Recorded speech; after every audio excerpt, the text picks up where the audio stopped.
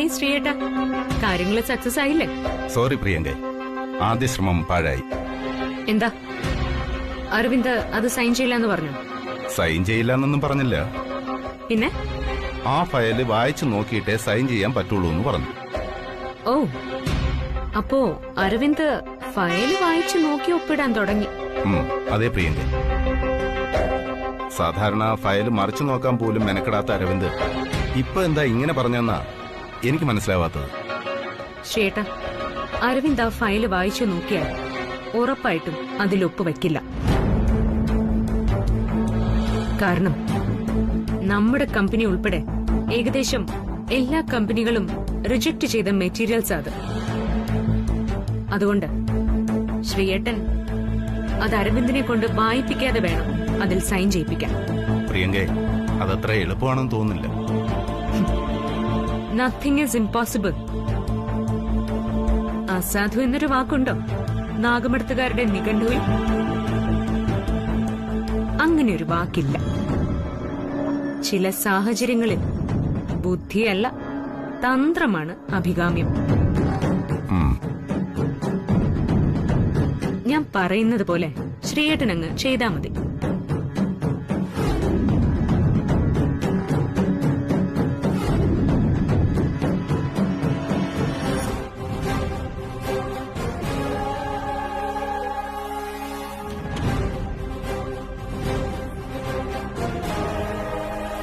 Excuse me sir. Srinivas, congratulations sir. എന്തിനാ congratulations? പറയാം sir. ആദ്യം സാറേ സ്വീറ്റ്സ് എടുക്കൂ.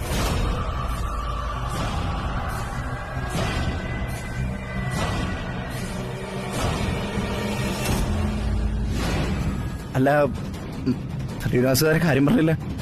തൊടുന്നതെല്ലാം പൊന്നാക്കുമെന്ന് കേട്ടിട്ടേ ഉള്ളൂ സർ. ഇപ്പോഴാ കണ്ടത്. ശ്രീനിവാസ് എന്താ പറയുന്നതെന്ന് എനിക്കിപ്പോഴും മനസ്സിലായില്ല. സർ, സാറ് സൈൻ ചെയ്ത 2 പ്രോജക്റ്റുകളും കോടികളുടെ ലാഭം കൈവരിച്ചിരിക്കുകയാണ്. അതിന് തൊട്ടതെല്ലാം പൊന്നെന്നല്ലേ സാർ പറയാൻ പറ്റൂ. ഒരിക്കൽ കൂടി എല്ലാ സ്റ്റാഫിന്റെയും എന്റെയും പേരിലുള്ള അഭിനന്ദനങ്ങൾ അറിയിക്കുകയാണ്. Thank you Srinivas. ബിസിനസ്സിൽ ആനന്ദ് സാറിന്റെ സാക്ഷാൽ അനുജൻ തന്നെ. ഞാനേ ഇതെന്റെ ഫ്രണ്ട്സിനെ ഒന്ന് വിളിച്ചറിയിക്കട്ടെ.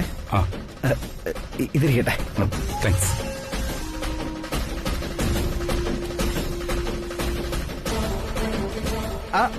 സുബണ, ട്രാൻസ്ഫർ ആയിന്ന് വെച്ച് വല്ലപ്പോഴും ഒന്ന് വിളിച്ചൂടെ? ഉണ്ടല്ലോ, വിശേഷമുള്ളതുകൊണ്ടല്ലേ വിളിച്ചത്.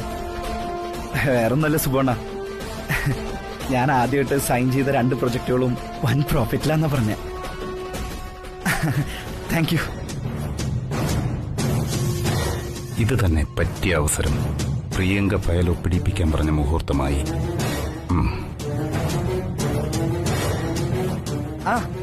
മച്ചു, നിങ്ങളിതെവിടെ? അതെ, ഇന്ന് വൈകുന്നേരം നമ്മളൊന്ന് കാണുന്നു. സ്ഥലവും സമയമൊക്കെ നിങ്ങൾ തീരുമാനിച്ചു. എല്ലാരും വിളിക്കണം. പിന്നെ നമ്മുടെ ഗ്രൂപ്പിലുള്ള എല്ലാരും വിളിച്ചോ. സോറിടാ, സമയമില്ലാത്തോണ്ടല്ലേ. എല്ലാ പരാതികളും നമുക്ക് ഇന്ന് തീർക്കാം. ഓക്കെ. സർ, ഈ ഫയലിലൊന്ന് സൈൻ ചെയ്ത് തരണം. ഇല്ലടാ, അവനെയും വിളിച്ചോ?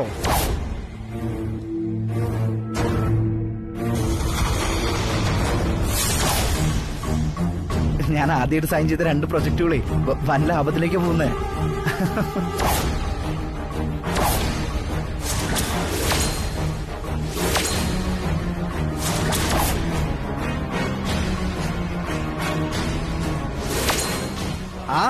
സർ, ഇതുകൂടി. ഓക്കെ.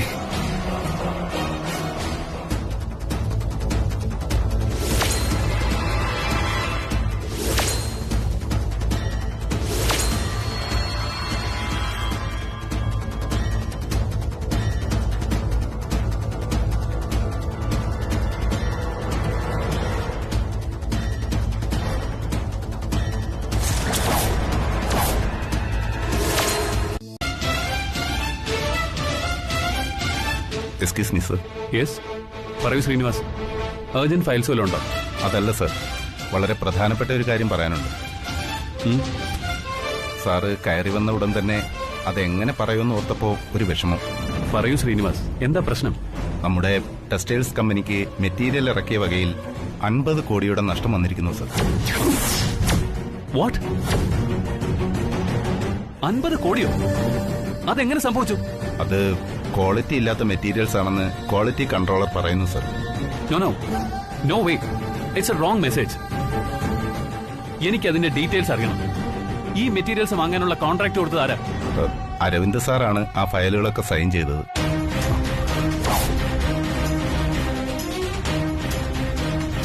ആ ഫയലുകൾ എവിടെ?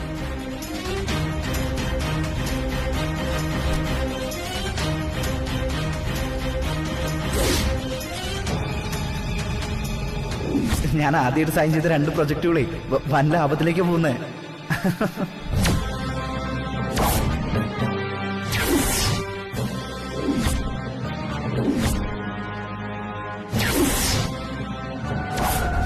ജ്യേഷ്ഠനും അനുജനും തമ്മിലുള്ള അംഗം തോൽക്കുന്നവർ മരിക്കണമെന്നാണല്ലോ അംഗത്തിന്റെ നിയമം.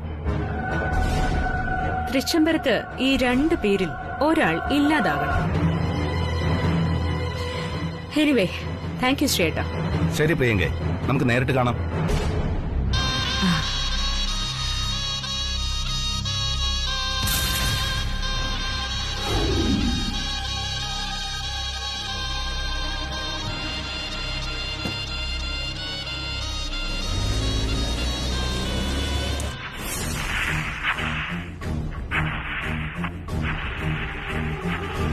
ഇതാ ഞാൻ പറഞ്ഞു, ഇപ്പൊ ശരിയല്ലേ?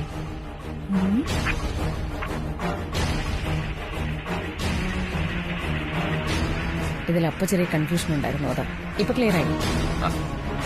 Thank you Kalyani. മാഡം,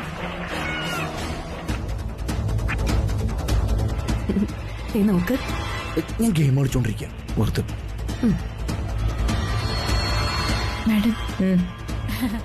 എനിക്ക് തന്നോ കല്യാണി?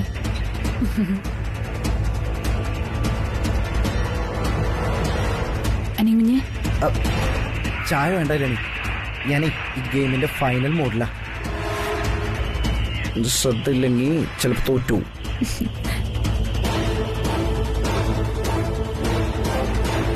നമ്മൾ ഏത് കാര്യം ചെയ്യുമ്പോഴും വളരെ ശ്രദ്ധയോടുകൂടിയാണ് ചെയ്യാം. താങ്ക്സ്. ഞാൻ അവസാനമായിട്ട് നിന്നോട് പറയുക, ഇനി മേലിൽ ഇങ്ങനെ ഉണ്ടായാൽ അനിയനാണെന്ന് ഞാൻ നോക്കില്ല. ഓട്ടിച്ച് കാരണം പോയിക്കും ഞാൻ.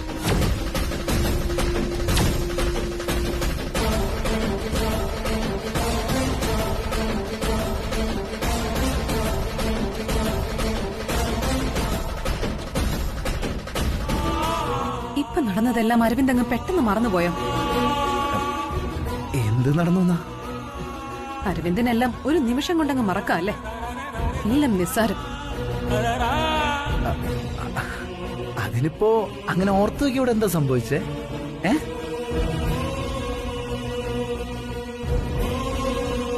കോടികളുടെ നഷ്ടമുണ്ടാക്കിയതിന് എല്ലാവരും കൂടി അരവിന്ദനെ വളഞ്ഞിട്ട് ആക്രമിച്ചതൊക്കെ മറന്നോ?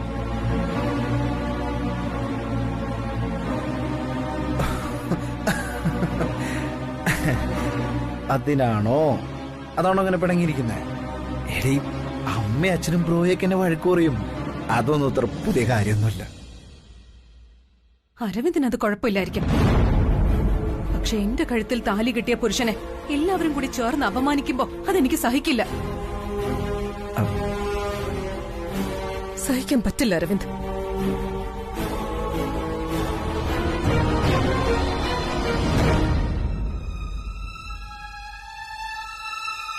എന്താ കല്യാണി?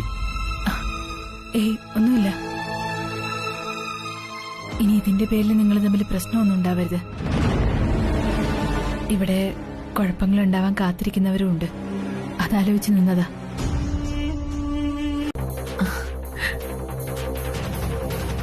നീ പറഞ്ഞത് ശരിയാ പ്രിയങ്കേ. ഈ പ്രശ്നം നടക്കുമ്പോൾ ഞാൻ നന്ദനയുടെ മുഖഭാവം ശ്രദ്ധിച്ചിരുന്നു. അവള് വല്ലാതെ ടെൻസ്ഡായിരുന്നു. എന്നാ ഇനി ഞാൻ പറയുന്നത് ആന്റി ശ്രദ്ധിച്ചു കേൾക്കണം. നന്ദനയുടെ മനസ്സിപ്പോ ആയുധങ്ങൾ പഴുപ്പിക്കുന്ന ആലയിലെ ഉല പോലെയാണ്. ഉലയിൽ ഊതും തോറും ആയുധങ്ങളുടെ മൂർച്ച കൂടും. നന്ദനെ ആന്റി അങ്ങനെയാക്കി മാറ്റിയെടുക്കണം. അവൾ ഒരാൾ മതി. തൃച്ചംബരത്തെ ഒരു കലാപഭൂമിയാക്കി മാറ്റാൻ.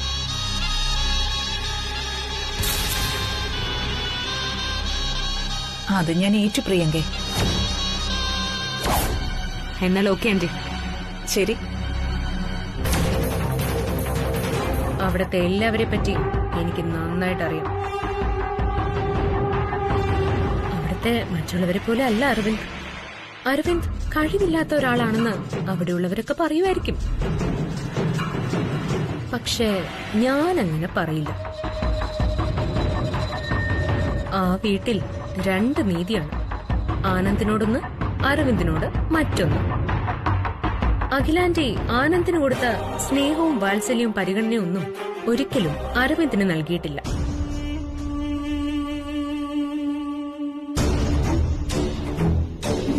ഒരു സംശയവും വേണ്ട.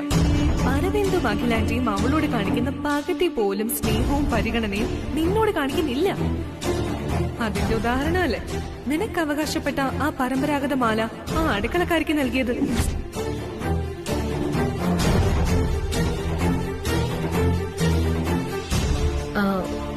ബിസിനസ്സിൽ അഖിലാന്റി ആനന്ദിന് കൊടുത്ത അവസരങ്ങളൊന്നും അരവിന്ദിന് നൽകിയിട്ടില്ല. അരവിന്ദിന് ബിസിനസ്സിൽ ഒരു പാളിച്ച വന്നിട്ടുണ്ടെങ്കിൽ അത് അരവിന്ദിനെ ബിസിനസ്സിൽ ഇറക്കാൻ താമസിച്ചതിന്റെ പേരിൽ വന്നിട്ടുള്ളതാണ്. അരവിന്ദിന് തൃച്ചംബരത്തുനിന്ന് കിട്ടുന്ന ഈ അവഗണനകളൊന്നും ഇന്നോ ഇന്നലെയോ ഉണ്ടായതല്ല. അത് പണ്ട് മുതലേ ഉണ്ടായിട്ടുള്ളതാ.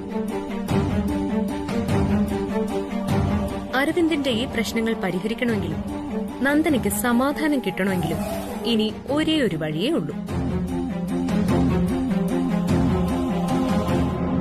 കമ്പനി ഭാഗം വയ്ക്കണം.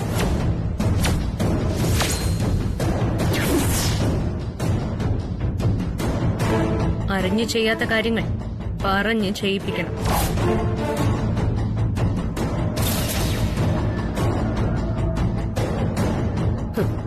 ഓ, എന്റെ പ്രശ്നങ്ങൾ തീർക്കാൻ വന്നതിന്റെ പിന്നിലെ ഉദ്ദേശം എനിക്കിപ്പോഴാ മനസ്സിലാവുന്നത്. തൃച്ചംബരത്തെ തകർക്കാൻ പണമെടുത്താടുന്ന നാഗമടത്തെ സർപ്പമല്ലേ നീ? നിന്റെ വേലകളൊന്നും എന്റെ മുന്നിൽ ചെലവാവില്ല. ഞാൻ ഭാഗം വയ്ക്കണമെന്ന് പറഞ്ഞത് നന്ദന തെറ്റായി ധരിച്ചു. ഞാൻ പറഞ്ഞത് തൃച്ചംബരം വീതം വയ്ക്കണമെന്നല്ല. കമ്പനികളെ 2 ആക്കി ഒരു ഭാഗം അരവിന്ദിനെ ഏൽപ്പിക്കണമെന്നാ. അരവിന്ദ് അപമാനിക്കപ്പെട്ടത് സഹിക്കവയ്യാതെ ഞാനൊന്ന് പുറത്തേക്കിറങ്ങി. റെസ്റ്റോറന്റിൽ വന്നിരുന്നപ്പോ ഞാൻ അവിടെ വെച്ച് അവളെ കണ്ടു. ഓ പ്രിയങ്കേ,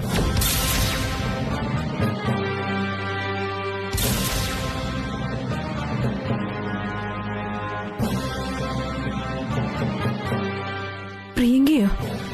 എന്നിട്ട് പറയാം.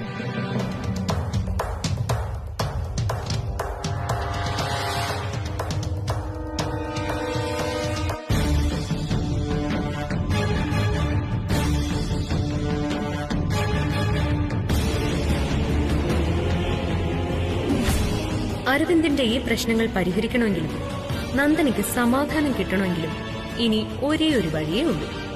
കമ്പനി ഭാഗം വയ്ക്കണം. ഞാൻ പറഞ്ഞത് തൃച്ചംബരം വീതം വയ്ക്കണമെന്നല്ല. കമ്പനികളെ 2 ആക്കി ഒരു ഭാഗം അരവിന്ദിനെ ഏൽപ്പിക്കണമെന്നാ.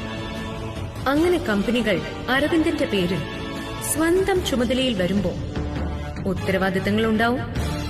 ബിസിനസ്സിൽ ആനന്ദിനൊപ്പം അരവിന്ദും മുന്നേറും.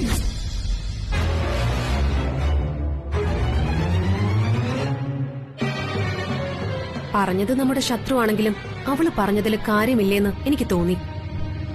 അതിനെപ്പറ്റിയാ ഞാൻ ചിന്തിച്ചോണ്ടിരുന്നത്. ഞാൻ പറഞ്ഞിട്ടാണെന്ന് ഇതൊരിക്കലും അരവിന്ദോ അഖിലാന്റിയോ അറിയാൻ പാടില്ല. ഏയ് ഇല്ല, ഒരിക്കലും ഇല്ല. വിശ്വസിക്കാം. ശരി.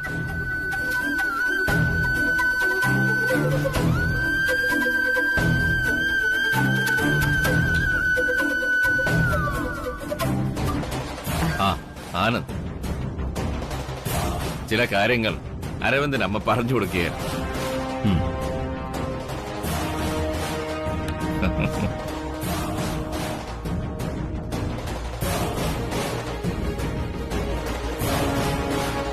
അമ്മയോടും അച്ഛനോടും എനിക്കൊരു പ്രധാനപ്പെട്ട കാര്യം സംസാരിക്കാനുണ്ടായിരുന്നു. എന്താണ് പ്രധാനപ്പെട്ട കാര്യം? അമ്മേ, ഞാൻ പറയാൻ പോകുന്ന കാര്യങ്ങൾ അമ്മയും അച്ഛനെ അംഗീകരിക്കണം.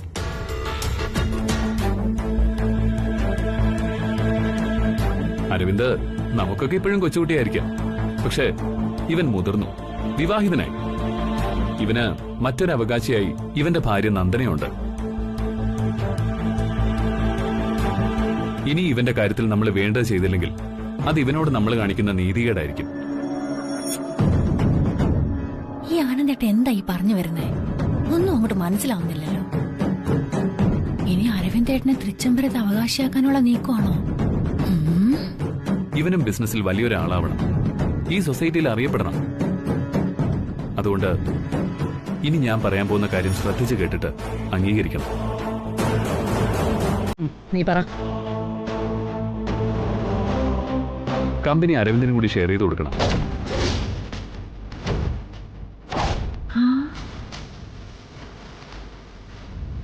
രണ്ടിലൊന്ന് അരവിന്ദ് നോക്കി നടത്തട്ടെ.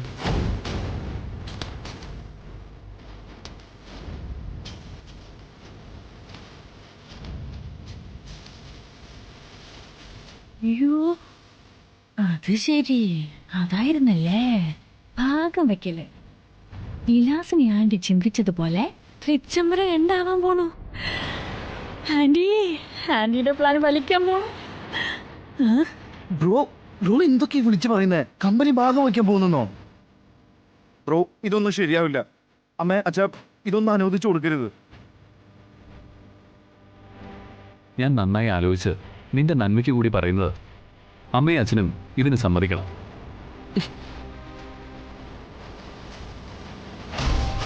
പകുതി കമ്പനികളുടെ ഉടമസ്ഥാവകാശം ഇവന്റെ പേരിലാവുമ്പോൾ അതിന്റെ ലാഭവും നഷ്ടവും ഇവൻ തിരിച്ചറിയും, ഉത്തരവാദിത്തങ്ങൾ കൂടും. നല്ലൊരു ബിസിനസ്സുകാരൻ എന്ന നിലയിൽ സമൂഹത്തിൽ ഇവൻ അറിയപ്പെടുകയും ചെയ്യും. അതെനിക്ക് ഉറപ്പാ. അമ്മ ഇത് വേണ്ട കേട്ടോ. ബ്രോ ഇതൊക്കെ പറയും, അമ്മ ഇതിന് നിൽക്കരുത്. അരവിന്ദ്, നീ മിണ്ടാതിരിക്ക. തീരുമാനം അമ്മ പറയട്ടെ.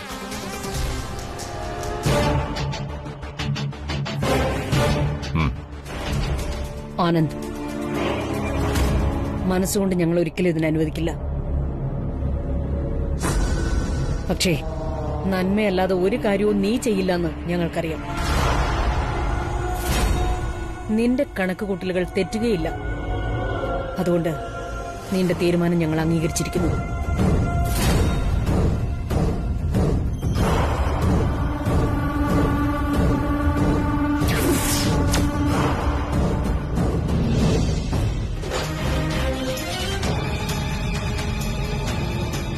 തെറ്റായിപ്പോയി നന്ദനെ.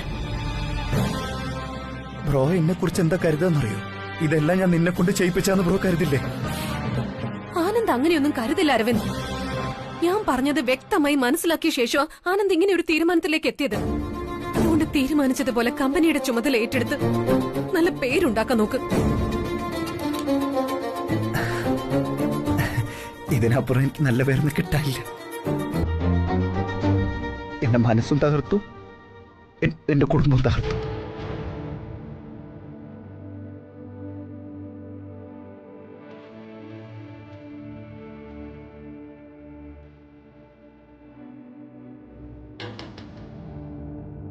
നീ വിചാരിച്ച പോലെ തന്നെ കാര്യങ്ങൾ നടക്കുന്ന നീ കരുതണ്ട.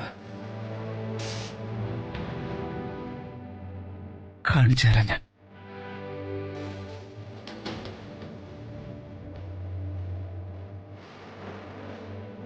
ബ്രോ, ദയവ് ഇത് കമ്പനി ഭാഗം വെക്കുന്ന തീരുമാനം മാറ്റണം.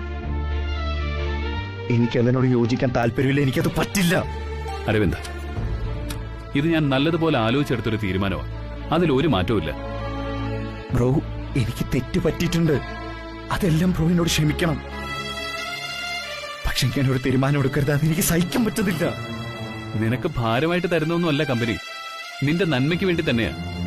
നീ ഇങ്ങനെ വാശി പിടിക്കരുത്. ചുമതലകൾ ഏറ്റെടുക്കണം. ഇല്ല ബ്രോ. ബ്രോയെ എനിക്കറിയുന്നിടത്തോളം മറ്റാർക്കും അറിയില്ല. കുട്ടിക്കാലം മുതൽക്ക് എന്നെ ചേർത്ത് പിടിച്ച് കൊണ്ടു നടക്കുന്നത് എന്റെ ബ്രോ. ബ്രോ, ഇത് സ്വന്തം താല്പര്യത്തിലെടുത്ത തീരുമാനമല്ല. ഇതിന്റെ പിന്നിലും നന്ദനയാണെന്ന് എനിക്ക് മനസ്സിലായി.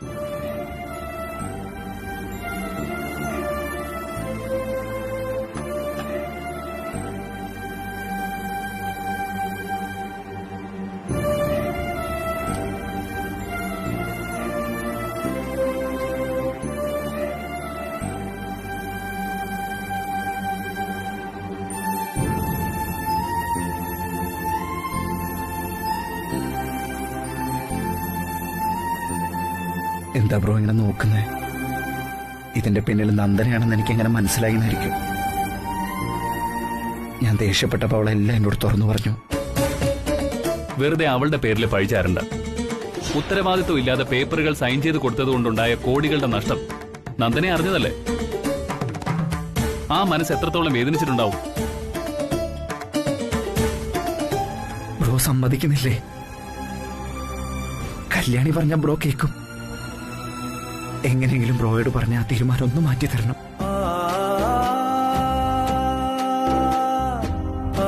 കമ്പനി ഭാഗം വെക്കരുത്.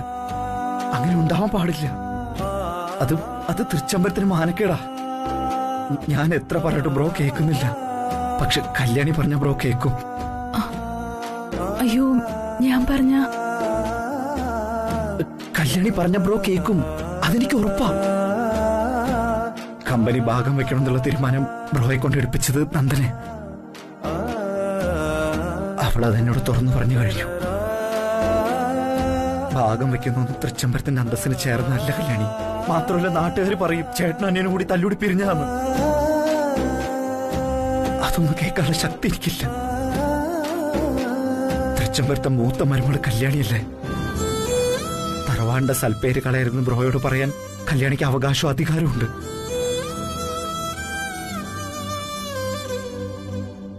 അതുകൊണ്ട് ബ്രോയോട് പറഞ്ഞ തീരുമാനം ഒന്ന് മാറ്റിക്കണം. അനിയമുഞ്ഞ ഏട്ടത്തിയോടെന്ന പോലെ ഈ കാര്യം എന്നോട് പറയുന്നതിൽ എനിക്ക് സന്തോഷമുണ്ട്. പക്ഷേ അനിയൻകുഞ്ഞ് കരുതുന്ന പോലെ ഇത് ഭാഗം വെക്കലോ പിരിയലോ ഒന്നുമല്ല. അനിയൻകുഞ്ഞിനോട് വലിയ കുഞ്ഞ് ചെയ്യുന്ന ഒരു നല്ല കാര്യമാണ്.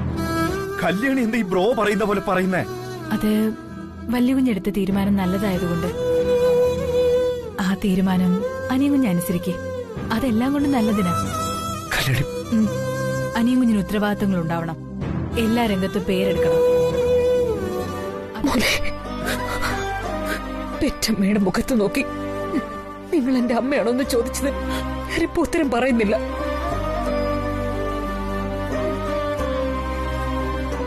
പക്ഷെ നീ അറിയണം, അമ്മ നിന്നെ വേറെ ആനന്ദിനെ വേറെ കണ്ടല്ല വളർത്തിയത്. രണ്ടുപേരെ ഒരുപോലെ കണ്ടാ വളർത്തിയത്.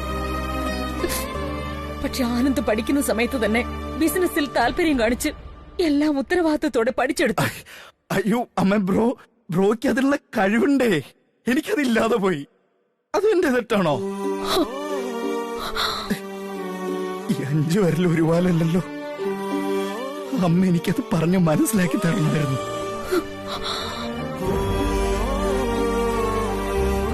ചെയ്യേണ്ട സമയത്ത് അത് ചെയ്യേണ്ട എന്നെ കുറ്റപ്പെടുത്തിയിട്ട് എന്താണ് അമ്മ പ്രയോജനം?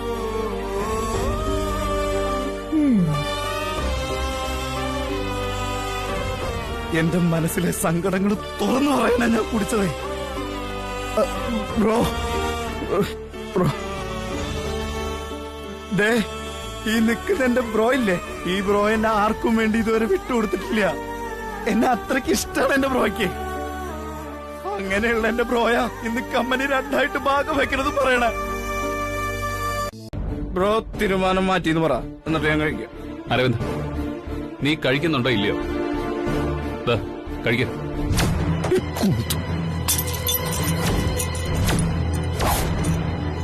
എനിക്ക് വേണ്ടത് പറഞ്ഞില്ലേ?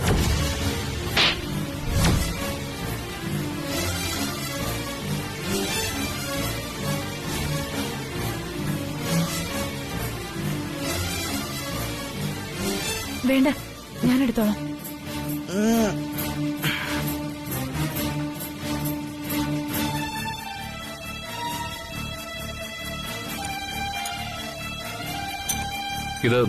ഇത് കഴിക്കുന്നേ.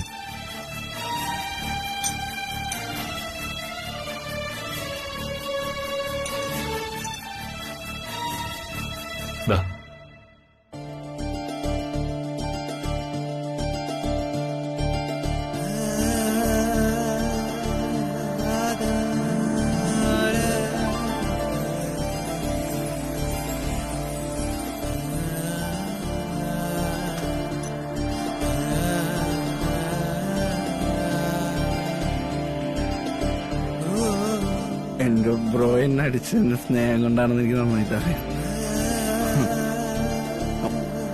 അതിനെനിക്ക് സങ്കടമൊന്നുമില്ല കേട്ടോ ബ്രോ. പക്ഷെ നന്ദനയ്ക്ക് അത് ഫീൽ ആയിട്ടുണ്ടാവും. അല്ല നന്ദന, ബ്രോയിനെ അടിച്ചത് എന്നുള്ള വെറുപ്പുണ്ടോന്നല്ല കേട്ടോ, സ്നേഹം കൊണ്ടാ. എന്നെ വഴക്ക് പറയാനും അടിക്കാനും ഒക്കെ ഉള്ള അവകാശം അധികാരം എന്റെ മുന്നോളം ഉറവയ്ക്കുന്നു. ഇത് കഴിക്കുന്നേ. എന്റെ നന്ദനം, നീ ആദ്യം അത് മനസ്സിലാക്കുക. നീ അത് മനസ്സിലാക്കി തീർന്നു കാര്യങ്ങൾ, അത്രേ ഉള്ളൂ. അത് എന്റെ ഈ ബ്രോ ഇല്ലേ, എന്നെ കൊന്നാ പോലും എനിക്കൊരു പരാതിയില്ല. എന്റെ ജീവനായിരുന്നു.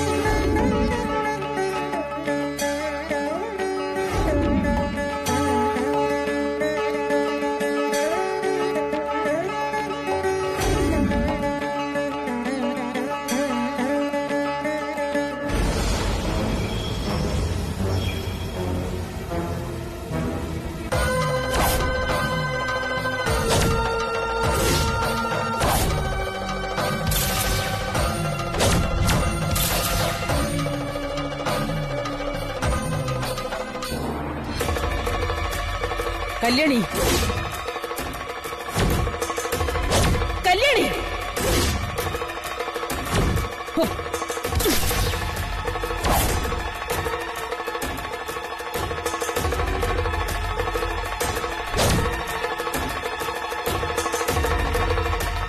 കൃഷ്ണേട്ട വിട്.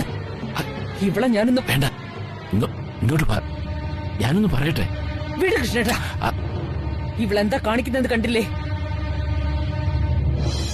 എല്ലാം കണ്ടു. നീ ഇങ്ങോട്ട് വാ. എങ്ങോട്ട്? ആദ്യം ഇവളെ പൂജയെന്ന് പിടിച്ച് എഴുന്നേപ്പിക്കേ. അഖില, ആദ്യം നിന്ന് പുറത്തേക്ക് വാ. ബാക്കിയെല്ലാം നമുക്ക് പുറത്തുനിന്ന് സംസാരിക്കാം. കൃഷ്ണേട്ട, ആദ്യം ഇവളോട് ഇവിടുന്ന് എഴുന്നേക്കാൻ പറയും. ഞാൻ പറയുന്ന പോലെ കേക്ക്. ഇവിടെ നിന്ന് സംസാരിക്കണ്ട, നമുക്ക് അങ്ങോട്ട് മാറിയിക്കാം. കൃഷ്ണേട്ടൻ പറഞ്ഞ അനുസരിച്ച് കാരണവർ പൂജയ്ക്ക് വന്നതാ ഞാൻ. അതിനു മുൻപ് ആരാ ഇവളോട് പൂജ ചെയ്യാൻ പറഞ്ഞേ? അല്ലെങ്കിൽ തന്നെ കാരണവർ പൂജ ചെയ്യാൻ ഇവളാരാ? ആദ്യം ഇവള് പൂജ മതിയാക്കി എഴുന്നേക്കാൻ പറയും. നീ പറയുന്നത് എനിക്ക് മനസ്സിലാവുന്നുണ്ട്, അതുപോലെ ഞാൻ പറയുന്നത് നീ ഒന്ന് മനസ്സിലാക്ക്. കൃഷ്ണേട്ടൻ വിടും. എന്ത് അധികാരത്തിന്റെ പുറത്താ? ആര് പറഞ്ഞിട്ടാ ഇവളീ പൂജ ചെയ്തതെന്ന് എനിക്കറിയണം. അറിഞ്ഞേ പറ്റൂ. തൃച്ചംബരത്തെ ഗുരുകാരണവന്മാർക്ക് പൂജ ചെയ്യേണ്ടത് ഇവിടുത്തെ ജോലിക്കാരിയല്ല. അത് ഗുണത്തിലേറെ ദോഷം ഉണ്ടാക്കും.